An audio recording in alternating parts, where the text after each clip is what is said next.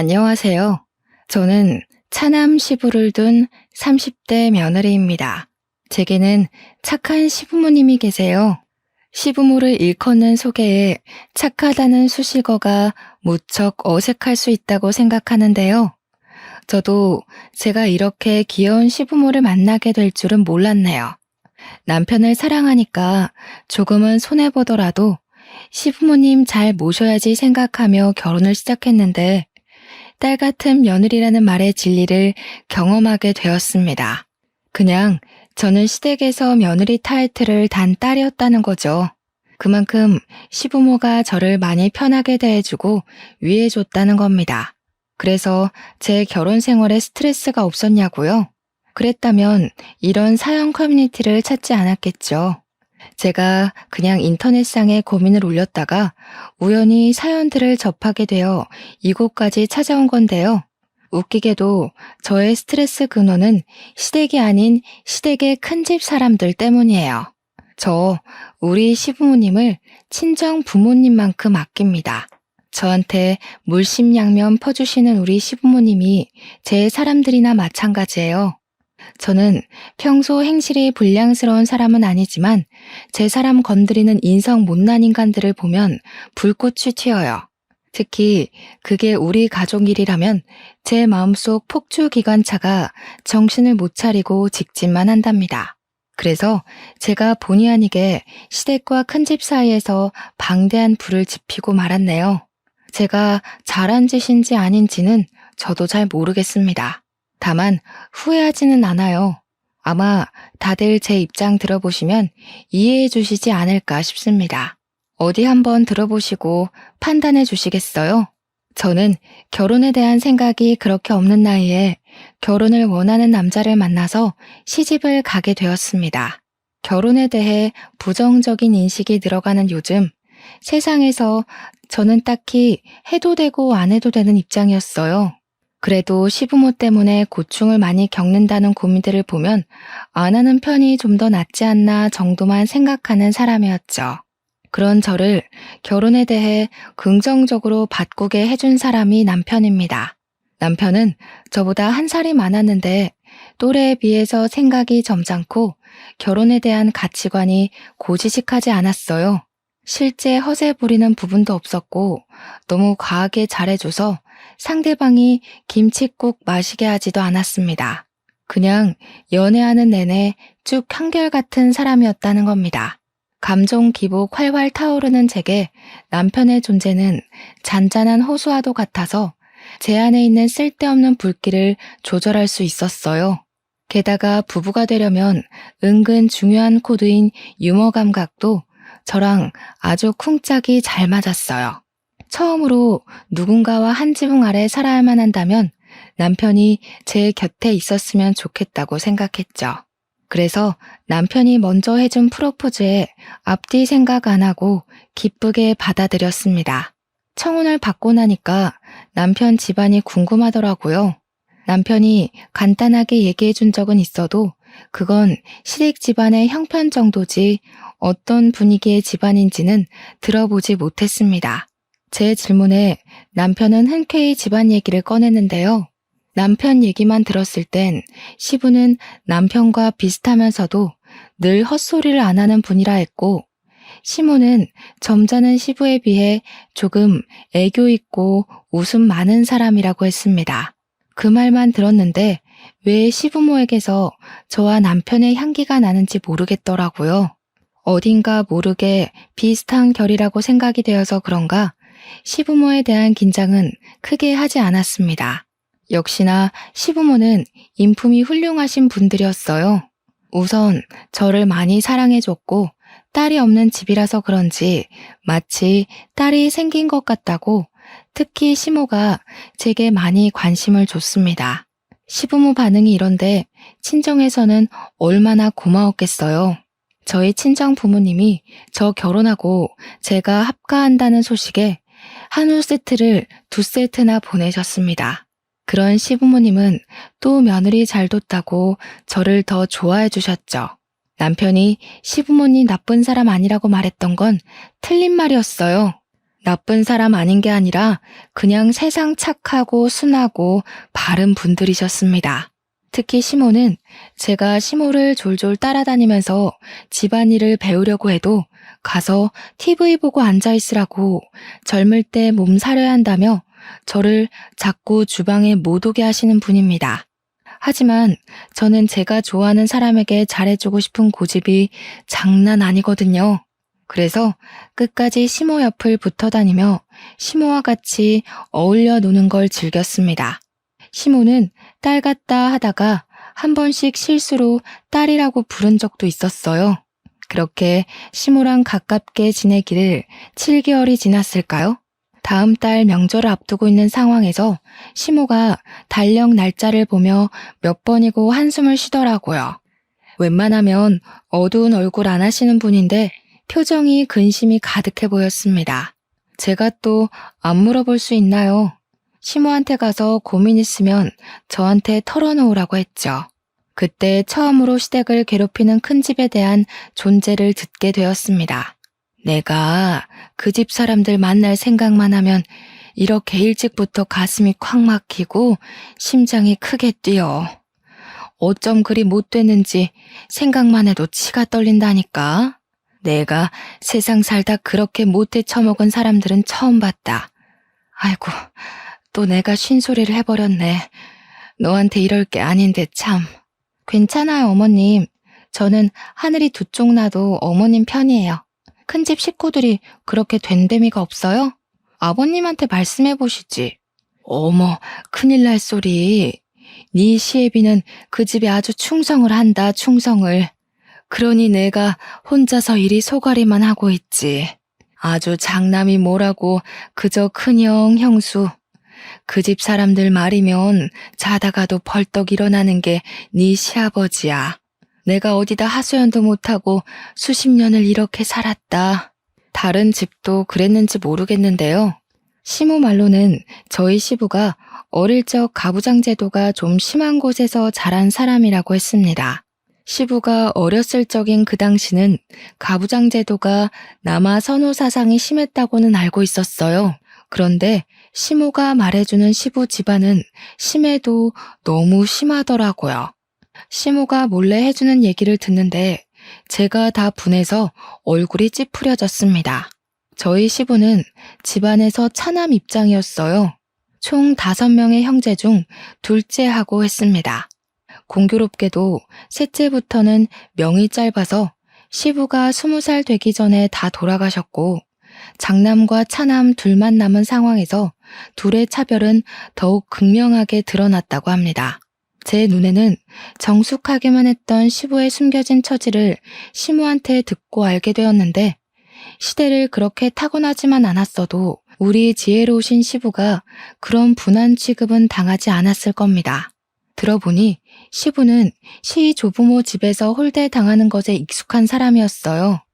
시부는 단 한순간도 따뜻한 대접 없이 자란 차남이었는데 일단 밥 먹는 것부터 편애가 바로 드러났더라고요.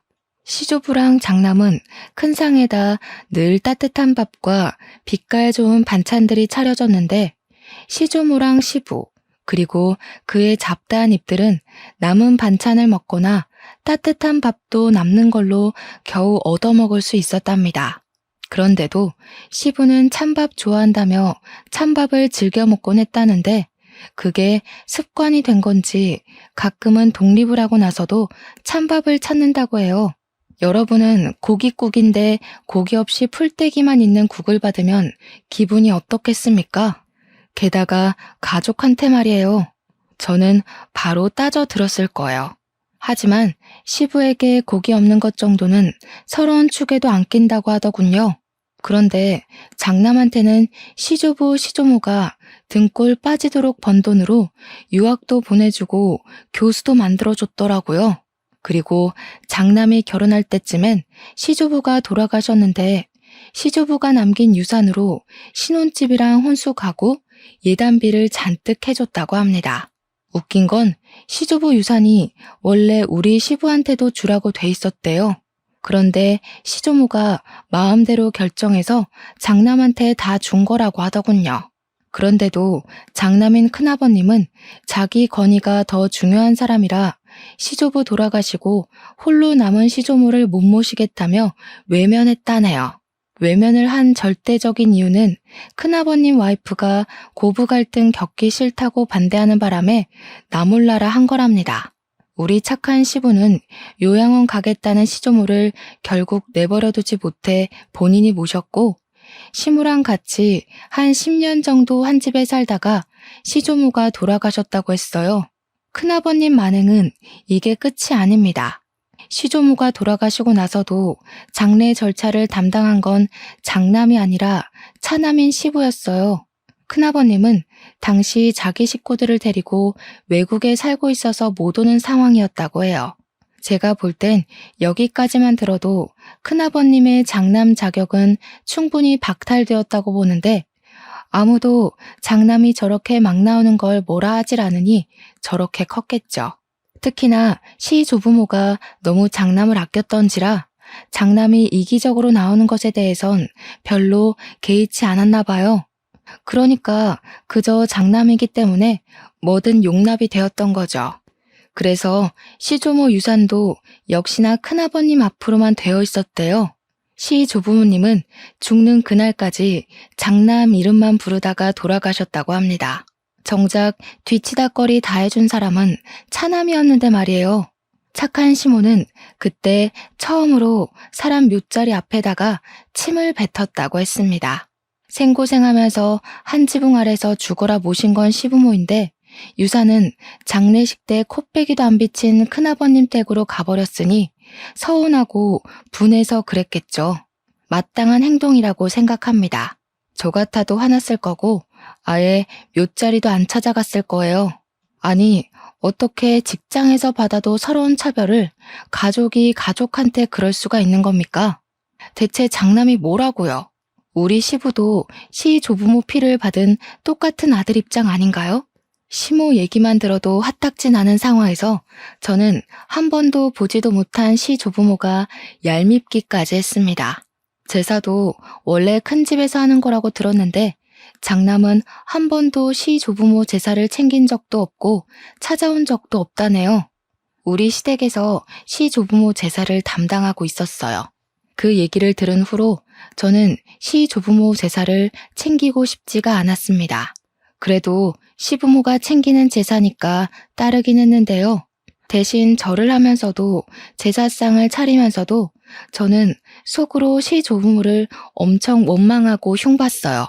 제가 시모한테 억울했겠다고 어떻게 그 고생을 다 참고 살았냐고 위로의 말을 조심스레 건넸는데 시모는 그냥 살다 보니 사라지더라네요. 그 시대는 대부분 그랬다고 자기뿐만 아니라 다른 며느리들도 대개 같은 소가리를 했을 거라면서 씁쓸하게 웃을 뿐이었어요. 이건 시대적 배경이라 어쩔 수 없이 이해를 해야 된다고 하는데 저는 이해하고 말고보다는 일단 그런 차별 대우 자체에 화가 났어요. 주원 자식도 아니고 어떻게 친자식한테 그럴 수가 있는지 모르겠습니다. 솔직히 말하면 이해 하나도 안 했어요. 시모한테는 죄송하지만 속으로는 내내 딴 생각하면서 시조부모만 비난했습니다. 그렇다고 시부 집안에서 치켜 세웠다는 장남이 그리 대단한 사람도 아니었거든요. 대접받을 만큼 뭐라도 집안의 보탬이 된 사람이면 시조부모의 행실을 어떻게든 납득해봤을 텐데 시모가 말하는 큰아버님은 듣기만 해도 이기적이고 자기밖에 모르는 사람이었습니다. 제가 이걸 시집온 지 얼마 안 되고 들었을 땐 그저 시부 처지가 안쓰러웠어요. 그래서 착한 시부에게 더 잘해드리고 싶었고 시부의 경고는 귀 기울여 듣고 고치려고 했습니다. 그러나 큰 집을 처음 만나고부터는 시부의 경고를 지키려는 게 제 마음대로 안 되더군요. 큰아버님은 차례도 안 지내면서 자기가 큰 집인 걸 내세우며 명절에 인사는 오라고 하는 웃긴 집안입니다. 도대체 어느 나라 법인지 모르겠네요. 근데 시부는 그걸 또 군말 없이 꼬박꼬박 가고 있다고 했어요. 그래서 저도 결혼하고 처음으로 그 집을 방문하게 되었는데요. 저는 큰 집에 발을 들이자마자 황당한 상황을 겪었습니다. 우리가 먼 길을 달려왔는데도 밖으로 내다보는 식구가 하나도 없었다는 거예요. 솔직히 그때 큰 집에 아무도 없는 줄 알았어요. 하지만 그건 조금만 더 안으로 들어가면 바로 확인 사살되는 일이었는데요. 큰아버님은 TV를 보고 있었고 큰어머님은 주방에서 음식 재료를 다듬고 있었어요. 무려 2시간이나 걸리는 거리를 차까지 막혀서 4시간 만에 도착했는데도 반기는 사람이 없었습니다. 자주 왕래하는 사이도 아닌데 적어도 오는 길 고생 많았다고 한마디는 해줘야 되는 거 아닙니까? 그런데 우리가 모습을 드러내자마자 큰 집사람들이 하는 첫 마디가 뭔 줄 아시나요? 해 떨어지고 올 작정이었냐? 이 형수가 혼자서 저 많은 거 다 다듬느라 허리가 두 쪽 났다. 오늘 같은 날은 당연히 차 막히는 거 몰라? 생각이 있으면 일찍 나섰어야지. 저게 큰아버님이 시부한테 처음 던진 말입니다. 어디 큰아버님만으로 끝이게요? 큰어머님도 뒤처질세라 주방에 들어간 시모한테 쓴소리를 뱉었어요. 아이고 참나. 손님 나셨다 나셨어. 오다가 어디 고랑이라도 빠져 죽은 줄 알았네. 더 늦었으면 짜증나서 그냥 돌아가라 할 뻔했어. 물 한 모금도 못 먹고 일만 했더니 입이 바싹 말라 죽겠다. 말할 기운도 없네. 내가 손질은 다 했으니까 수월할 거야. 6시까진 끝내라. 인상 팍 쓰면서 우리 시모한테 앞치마를 툭 던져주고 주방을 나가는 큰어머님을 보는데 와, 인사하기 싫더라고요. 그래서 큰어머님이 주방 빠져나오며 저랑 눈이 마주쳤는데 제가 그냥 쌩까버렸습니다. 큰어머님 시선이 계속 저를 따라오는 게 느껴졌지만 무시하고 우리 시모 따라 주방에 쏙 들어가 버렸어요. 이렇듯 직접 본 큰집 사람들 행실은 말로만 들은 것보다 훨씬 더 저를 화나게 했어요. 우리 시부모를 종부리듯 당연하게 행동을 하는데 제가 아끼는 분들을 그렇게 대하는 인간들한테 화가 안 날 수 있나요? 우리 착한 시모도 뒤에서는 큰집 식구 욕을 마구 했지만 정작 큰어머님 앞에서는 아무것도 못하고 깨갱하는 수준이더라고요. 그게 너무 마음이 아팠어요. 그간 어떻게 지내왔는지가 보였거든요. 큰 집에 있는 며느리들은 맞벌이 한다고 원래부터 명절의 음식 자체를 못하는 사람들이라고 했는데요. 그래서 저희 집을 명절보다 하루 일찍 불러서 이렇게 부려먹으셨대요. 무슨 이유건 간에 이건 좀 아니지 않나 싶어 남편한테 물으면 남편도 좀 보기 불편하긴 한데 너무 어릴 때부터 이렇게 해왔던 거라 자기가 어떻게 할 수가 없었대요. 한 번은 사춘기 때 큰아버님께 대들어봤는데 되레 시부모한테 혼이 났다고 합니다. 우리 시부모가 얼마나 마음 좋은 사람들인데 남의 손에 굴려지는 걸 보니 눈앞에서 보니까 제 속이 부글부글 열오르기 시작했어요. 분명 시부모도 말만 안 하고 있을 뿐 참고 있을 거라고 생각합니다. 하지만 남편도 어쩌지 못하는 걸 제가 뭐라고 감히 시가 친척에 간섭을 할 수 있겠습니까? 그래도 초면인 큰집 어른들한테 네네 하며 굽신거리고 싶지는 않았어요. 그래서 시모더러 남 시키지 말고 혼자 일해야 된다는 큰어머님의 말을 못 들은 척하고서 저는 시모 하는 걸 뺏어들었어요. 시모를 적극 도우는 방향으로 제 분을 풀려고 노력했습니다. 시모가 작은 목소리로 괜찮다고 저기 거실에 가서 그릇만 좀 닦아달라고 하더라고요. 명절일에서 그나마 그릇 닦는 게 가장 쉽고 별로 힘 안 가는 일이라는 거 명절 챙겨본 사람은 다 알 겁니다.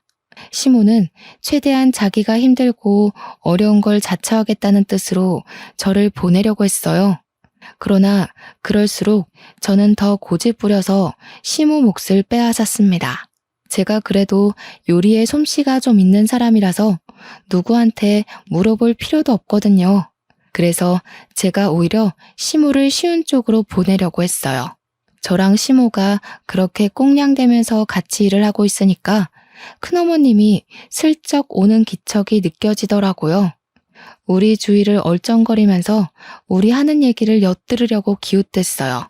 그러다 저희의 화기애애한 모습이 못마땅했는지 갑자기 시모한테 양파 깠냐고 마늘 빻고 고사리나 빨리빨리 볶으라며 성질을 부리더군요. 그러니 시모가 저랑 떠들다 말고 후다닥 다른 일을 하러 갔습니다.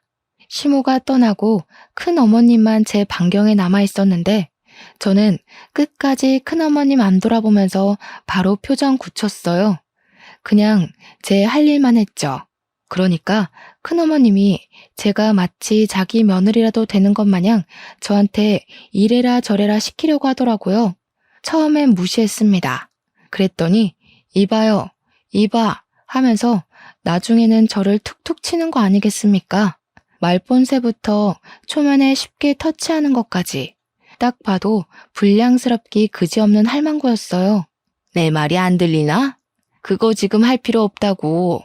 저기 가서 전 부칠 펜 좀 달거라. 주방일 안 해봤니? 일머리가 있는 편은 아닌가 보구나.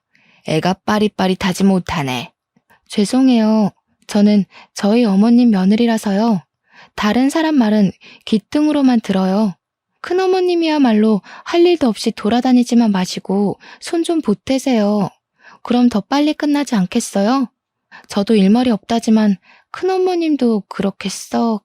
저는 싱긋 눈웃음 치면서 차분한 톤으로 고개만 까딱 인사했습니다. 그리곤 또 큰어머님 말을 무시하며 제 할 일만 했어요. 그런데 저 때문에 시모도 놀라고 큰어머님도 충격 먹어서 순간 정적이 흐른 거 있죠. 그러거나 말거나 저는 하고 있던 시금치 나무를 조금 떼서 시모한테 조르륵 달려갔고 눈치 없는 사람처럼 간 좀 봐달라고 애교만 부렸습니다. 우리 귀여운 시모 당황해서 얼떨결에 간을 봐주더라고요. 그러면서 큰어머님 눈치는 계속 봤고요. 좀 싱겁죠? 아, 어머님 솜씨 따라가려면 더 배워야겠어요. 어머님은 어쩜 그렇게 요리를 잘하세요?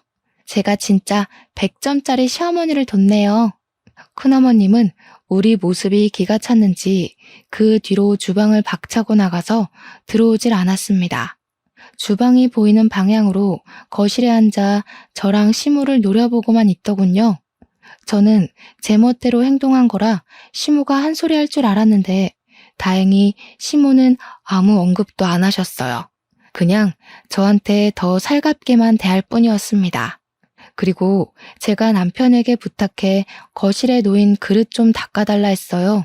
며느리 부탁이면 하늘의 별도 따줄 것처럼 귀한 대우 주는 시부까지 제 말에 그릇 닦는 걸 도왔습니다. 그런데 큰어머님 산을 넘었더니 이번에는 주야장천 TV만 보던 큰아버님이 문제였어요. 그새를 못 참고 시부한테 나불거리는 거 아니겠습니까? 야야 형기야. 물기 있는 걸로 닦았으면 마른 수건으로도 닦아야지. 거참 몇십 년째 명절을 챙기는데 아직도 초짜 짓을 하냐. 너는 어쩜 예나 지금이나 발전이 없냐. 큰아버님은 말마다 혀를 차는 습관이 있더라고요. 그것 때문에 사람을 더 무시하는 본새가 심하게 느껴졌고 저는 순간적으로 우라가 치밀었습니다. 아, 진심으로 짜증나대요. 제가 이렇게 속에 열이 많은 사람인지 여태 모르고 살았어요. 저는 부쳐놓은 고추전을 바구니를 들고서 베란다에 건조를 시켜야겠다고 룰루랄라 거실을 가로질렀습니다. 그러고는 바닥에 양말이 미끄러진 척 들고 있던 바구니를 날려 큰아버님 머리통에 쏟아버렸어요. 그러자 큰아버님은 소리 꽥 질렀고 큰어머님은 난리 나서 큰아버님의 원형 탈모 머리를 손으로 닦고 문질렀습니다. 어머나, 죄송해요, 큰아버님. 바닥이 왜 이렇게 미끄럽지? 아, 여기 바닥에 기름기가 있네. 큰어머님 청소 안 하셨구나. 평소에 좀 제대로 해놓으시지. 오늘 같은 날은 손님도 오는데 집안 안 살펴놓으셨어요? 그런 건 저도 아는 기본인데 아쉽네요. 뭐야? 얘, 뭐 이런 애가 다 있어? 동서 당장 이리 안 튀어와? 무슨 이딴 계집애가 다 있냐고.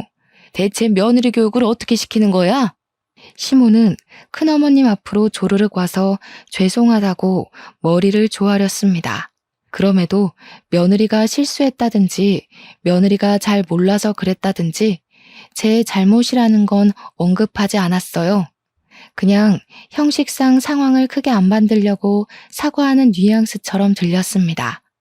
큰어머님은 그런 시모의 사과를 듣기 싫다고 호통치면서 큰아버님 머리통 식힐 수건을 빨아오라고 시켰고 시모는 급하게 욕실로 뛰어갔죠.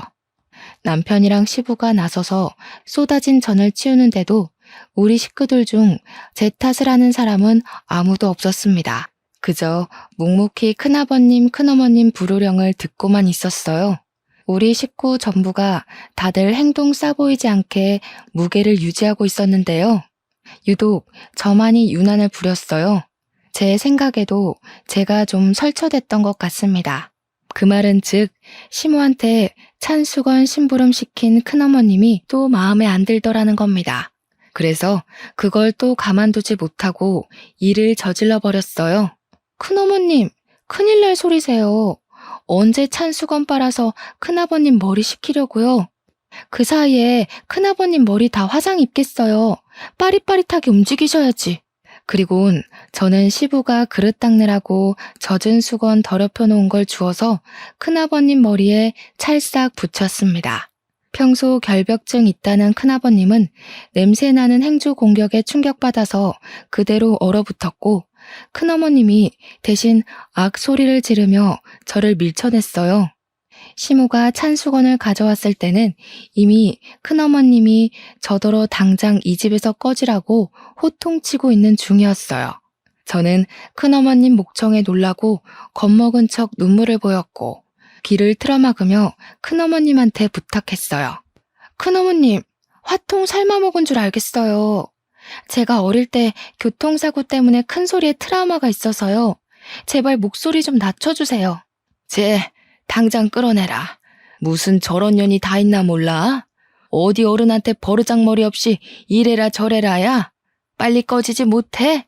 제 도발에 얼굴까지 시뻘개진 큰어머님은 저를 잡아먹을 듯 쏘아봤습니다. 저는 겁먹은 척 얼빠져 있는 남편과 시부, 시모를 데리고 그만 가보겠다고 급하게 인사드렸어요. 물론 죄송하단 말은 해줬습니다. 시부의 가족이라니까 일말의 예의라고 봐주시면 되겠어요. 어쨌든 저도 제가 왜 큰 집에서 그런 소동을 벌였는지 모르겠어요. 풍비박산 수준으로 망쳐버린 첫 명절. 제가 제 분을 참지 못해 시부모 허락 없이 큰 집을 뒤집어 버린 거 아니겠습니까? 집에 귀가하고 나니까 그제야 시부모님 눈치가 보이더라고요. 그래서 별다른 변명 않고 입 싹 닫고서 집에 들어가자마자 무릎을 꿇었습니다. 시부모께 죄송하다고 용서를 빌었어요. 그랬더니 시부는 일찍 자야겠다고 방에 들어가 버렸고 시모는 시부가 방에 들어간 걸 확인한 뒤에야 뒤늦게 깔깔 웃음이 터졌습니다. 내가 정말 우리 새아기 때문에 산다. 나 진짜 웃음 참느라 죽는 줄 알았어. 어쩜 이렇게 교육을 잘 받았니? 사돈어른이 딸 하나는 기가 막히게 키우셨구나. 내 언제 한번 사돈댁에 식사를 대접해야겠어. 우리 집에 이런 귀한 딸을 보내주셨는데 가만히 있어선 안 되지. 시모는 그 어떤 날 때보다 아기 햇님처럼 해맑은 얼굴을 하고서 방에 들어가셨습니다. 어안이 벙벙했어요. 시부모 두 분 다 제게 별다른 혼을 안 내길래 실수한 게 아니라는 건가 싶어서 좀 헷갈리더라고요. 한참 나중에 남편이 말해줘서 알았는데 그날 일 때문에 자기도 10년 묵은 채증이 내려간 기분이었다고 했어요. 그러면서 아마 시부모도 그랬을 거라고 말해주었습니다. 시모가 깔깔 웃었던 걸 생각하면 남편 말이 영 신빙성 없는 건 아니었어요. 그럼에도 한날은 시부가 제게 슬쩍 다가와서 그날의 얘기를 흘리듯 툭 꺼내셨는데요. 저를 혼내는 건 아니었고 다시는 그러지 말라고 점잖게 일러주기만 했어요. 그 말을 들으니 시부가 큰 집 눈치를 많이 본다는 게 확 느껴지더라고요. 아무래도 시부한테는 과거의 집안 제도가 여전히 몸속에 남아있는 듯 했습니다. 큰 집이 너무너무 얄밉지만 장남이기 때문에 차남 입장에서 예의는 갖춰야 한다는 뭐 그런 심리 같았어요. 그런 시부가 여전히 안쓰러워서 저는 최대한 시부를 생각하고 시부만 위하자 그렇게 다짐을 했는데요. 도대체 왜 자꾸 큰 집 식구만 보면 제 안에 다른 자아가 튀어나오는지 모르겠습니다. 첫 명절에 거대한 대면식을 치른 후 제가 두 번째로 큰 집을 만나게 된 건 큰 집에서 직접 우리 시댁에 찾아왔을 때였어요. 큰 집에서 우리 시댁을 찾는 일은 거의 없다고 들었는데 어떻게 그런 날이 닥쳤네요. 그런데 시작도 하기 전 불만스러웠던 건 저희가 큰 집을 찾았을 때와 다르게 시부모님이 큰 집에서 도착한다는 시간보다 1시간이나 먼저 맞이할 준비를 하더라고요. 마치 집안에 또 다른 행사라도 생긴 것 마냥 집안 상태며 냉장고 상태며 화장실이며 신경 쓰는 게 한둘이 아니었습니다. 시모 말로는 큰 집이 참 말 많은 사람들이라서 그게 너무 지치고 피곤하니까 미리 차단하려고 그러는 거라네요. 그렇게 도착한 큰 집 사람들을 저희가 다 쪼르르 나가 환대를 해주었습니다. 큰 집을 문 앞에 마중 나간다는 것 자체가 못마땅했지만 시부가 하니까 저도 시부를 위해서 예의를 차렸어요. 제가 안녕하세요 하는 순간 큰어머님이 제 앞을 지나가면서 저를 엄청 째려보더라고요. 지난 명절 때 일로 계속 화나 있는 듯 했어요. 그리고 큰아버님은 이번에 모자를 쓰고 오셨더라고요. 혹시 그날 진짜 화상이라도 입으신 건가 했더니 모자를 벗은 뒤 깔끔한 머리통인 걸 보고 안심했습니다. 모자도 그냥 벗은 게 아니라 눈앞에 차려진 다과상에 뜨거운 게 없는지 살핀 후에야 벗더라고요. 그러면서 큰아버님이 저를 슬쩍 눈치 보셨는데 그땐 살짝 웃음이 나올 뻔했어요. 그도 잠시. 큰 집 사람들 앞에서는 역시나 웃음이 사치더군요. 큰 집에서 우리를 찾아온 건 정말로 염치 없는 이유였습니다. 내가 네 앞으로 해준 과수원 머리다. 그거 좀 다시 나한테 돌려야겠다. 그동안 관리해주느라 욕봤으니 수고비는 따로 챙겨줄게. 한 5천이면 되겠지? 과거에 시 조부모가 운영했던 작은 과수원이 하나 있었는데 그걸 시조부가 돌아가시고 시조모 혼자 관리하기가 힘들어서 큰아버님 앞으로 명의를 돌렸다고 했는데요. 원래는 그게 큰아버님이 맡았어야 할 과수원이었다는 거예요. 그러나 큰아버님이 자기는 교수할 거라서 과수원 같은 거 들여다볼 여건 안 된다고 시부한테 던져주라고 했답니다. 그래서 시부는 과수원 일 때문에 하고 싶은 공부까지 포기하고 과수원만 정성껏 돌보며 살았대요. 과수원은 시모를 만나기 전부터 갖고 있던 거라 어쩌면 시부의 세월이 고스란히 묻은 고향과도 같은 것이었어요. 시부는 과수원도 시 조부모가 남긴 유산이라면서 자기에게 남은 유일한 부모의 존재라고 보고 엄청 아끼는 보물이라 했습니다.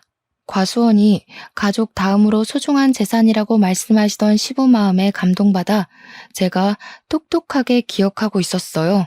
그런데 그게 원래 큰아버님 거라는 건 그날 처음 들은 사실이었습니다. 이걸 팔겠다는 거야? 그건 안 돼.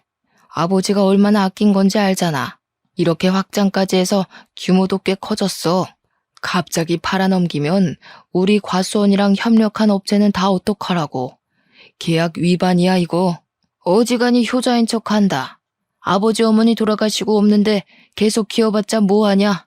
두 분 살아계실 때나 가꾸는 척 선심 써줬으면 된 거지. 계약 자랑은 말솜씨만 좋으면 다 타협할 수 있는 거고.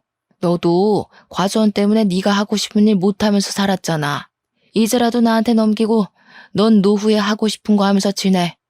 시부는 늘 큰아버님 말에 오케이를 하던 사람이었습니다. 그러나 이번 제안만큼은 쉽게 고개를 끄덕이지 못하시더군요. 시부의 심기가 많이 불편한 것이 제 눈에도 다 보였습니다. 시부가 대놓고 티를 내셨거든요. 그러니 다른 식구들 눈에도 당연히 들어왔겠죠. 큰아버님도 시부가 바로 답을 안 주자 이것 봐라 싶었는지 헛웃음을 뱉었습니다. 어쭈? 설마 너 그 재산 탐내냐? 내가 너더러 땅덩어리 관리만 하라고 했지 주제넘게 재산 탐내라고 그랬어? 얘가 아주 요망스러운 생각을 하고 있었네. 내가 진작에 안 찾아왔으면 아주 꿀꺽했겠다. 그게 아니라 이걸 팔아버리면 돌아가신 아버지 어머니 볼 면목이 없어서 그러지. 내가 어디 재산 탐낸 적 있어? 나 부모님한테서 쌀 한 톨도 받은 적 없는 사람인 거 알잖아. 적당히 해라. 그런다고 죽은 부모님 돌아오는 거 아니다. 지금은 내가 부모야.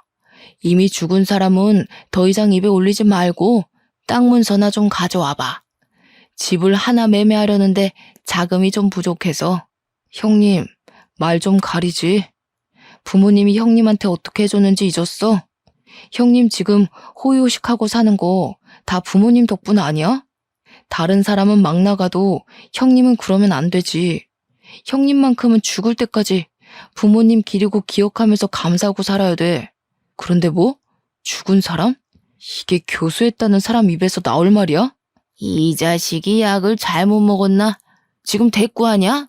너 이 새끼 땅 넘기기 싫어서 괜히 질질 끌려는 거지? 원래 그거 내 땅 아니냐? 와, 웃기는 새끼네.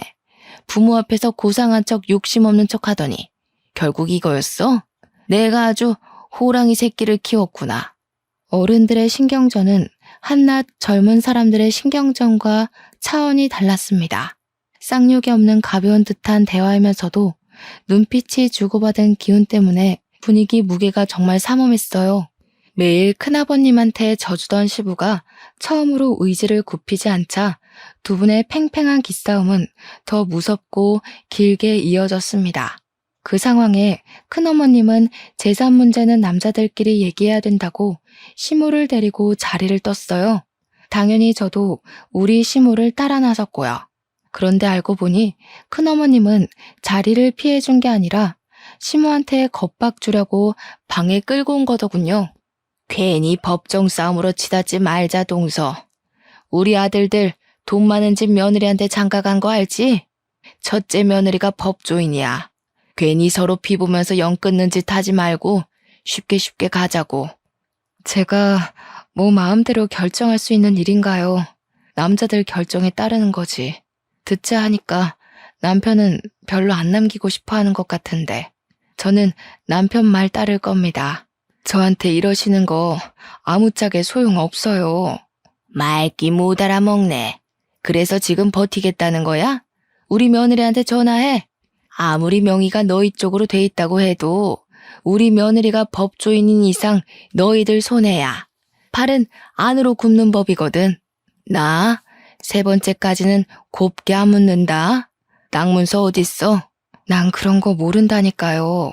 그런 중요한 것들은 남편이 다 관리하지 난 아무것도 손 안 대요. 솔직히 내가 안다고 해도 별로 알려주고 싶지는 않네요. 저희 집에 뭐 하나 신경 써준 적도 없잖아요. 시모는 제가 옆에 있어서 그런지 나름 용기 내서 큰어머님께 할 말을 잘하셨습니다. 그런 시모가 자랑스러웠어요. 큰어머님을 화나게 하는데 충분히 성공했더라고요. 얌전한 고양이가 부뚜막에 올라간 셈이었죠. 하지만 큰어머님이 참지 않고 법조인 며느리한테 전화를 걸겠다고 폰을 들었을 때 시모 표정은 금세 후회를 되찾았습니다. 시모 눈동자가 불안으로 떨리는 걸 봤어요. 시모는 아마 시부와 의논 없이 혼자 결정하는 걸 잘 못하는 것 같았고 시부 허락 없이 큰일을 만들지도 못하는 사람 같았습니다. 그 사이 큰어머님은 진짜로 첫째 며느리에게 전화를 걸었어요. 그런데 신호음이 가기도 전에 곧바로 전화가 꺼졌습니다. 큰어머님이 당황해서 다시 전화를 걸었는데 또 안 받았어요. 큰집 사람들을 보면 의외로 웃긴 포인트가 좀 있어요. 전화 튕기는 걸 보는데 큰어머님의 당혹스러운 표정이 너무 재밌어서 순간 웃음이 터질 뻔했지 뭡니까. 그러면서 큰어머님이 애써 변명을 가미했는데요. 우리 며느리가 지금 재판 있나 보네. 바쁜가 봐. 하면서 태연한 척을 하는데 얼마나 우습던지. 심지어 더 웃긴 상황은 따로 있었습니다. 큰어머님이 자기네 며느리들은 바빠서 한가하게 집에만 있는 저랑은 다르다는 식으로 비꼬고 있을 때였어요. 전화를 튕겼던 첫째 며느리한테서 다시 전화가 걸려온 겁니다. 그러자 큰어머님 표정이 승기라도 잡은 것 마냥 들뜨더라고요. 바로 시모 얼굴 앞에다가 당당하게 자기 폰을 들이밀면서 자랑을 했습니다. 좀 봐라 얘. 아무리 바빠도 얘들이 이렇게 예의가 바르다. 다시 전화 주잖니. 이 애들은 우리를 아주 하늘로 모셔. 누구처럼 감히 며느리가 시애미한테 시시덕거리면서 까불지 않는단 말이다. 며느리에도 다 급이 있는 거야. 동서는 어쩜 며느리 보는 눈까지 없었대? 큰어머님은 저랑 시모를 쌍으로 엿먹여주고서 뿌듯하게 전화를 받았는데요. 받자마자 수화기 너머로 첫째 며느리의 성난 목소리가 쨍쨍 울렸습니다.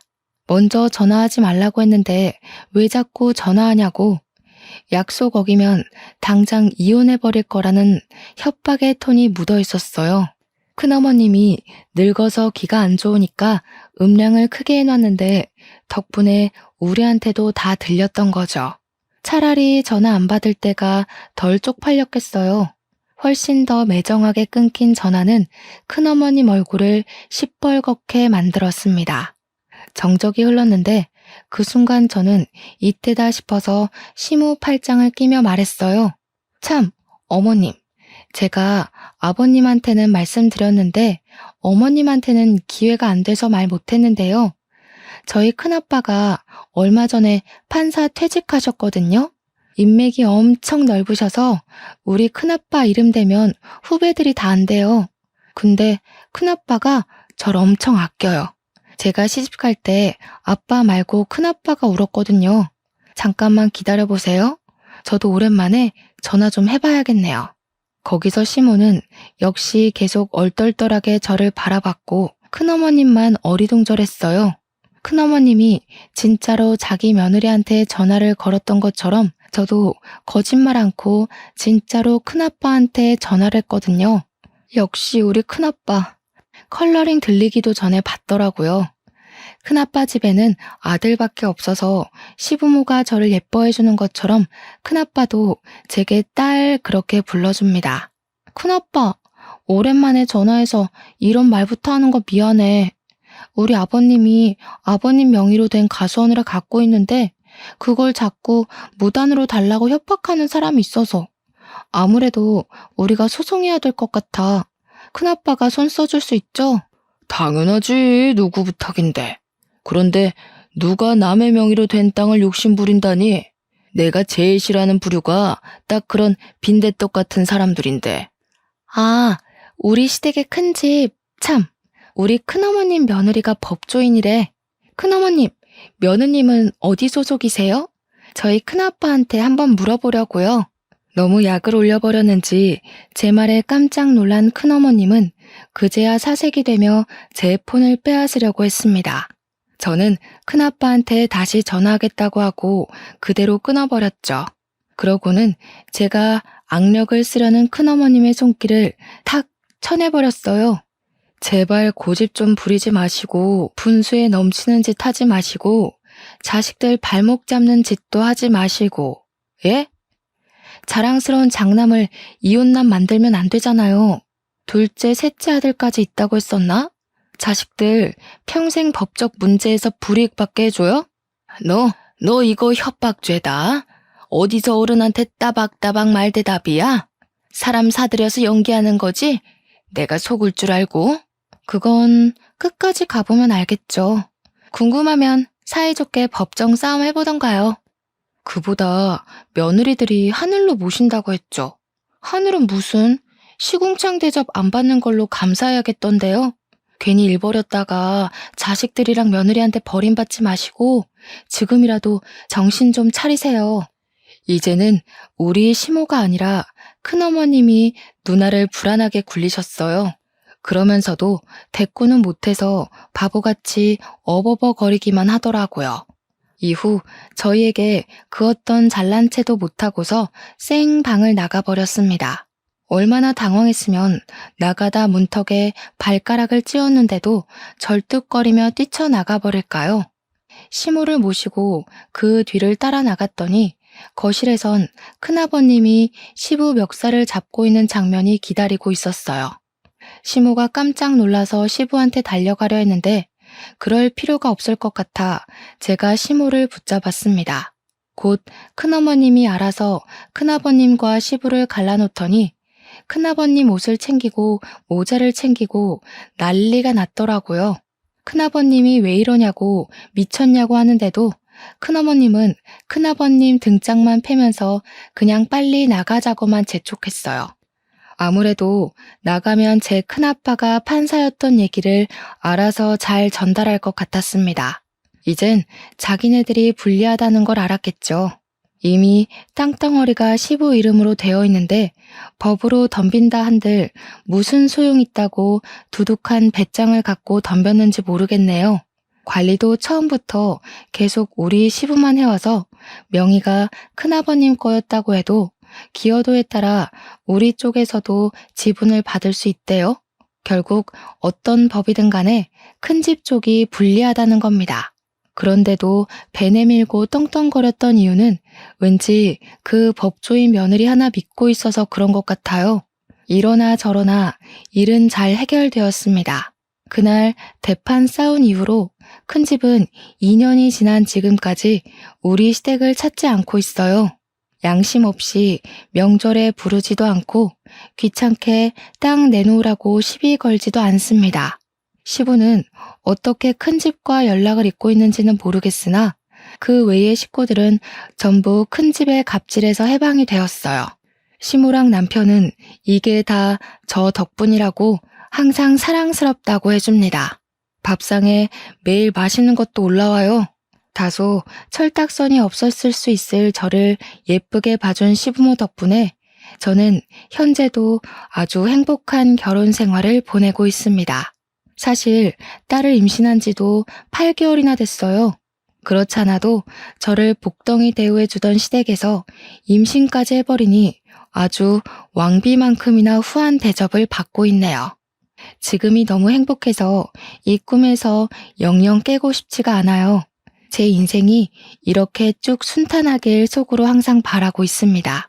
다들 저만큼 행복하시고 저보다 더한 행운 받으셨으면 해요. 들어주셔서 감사합니다.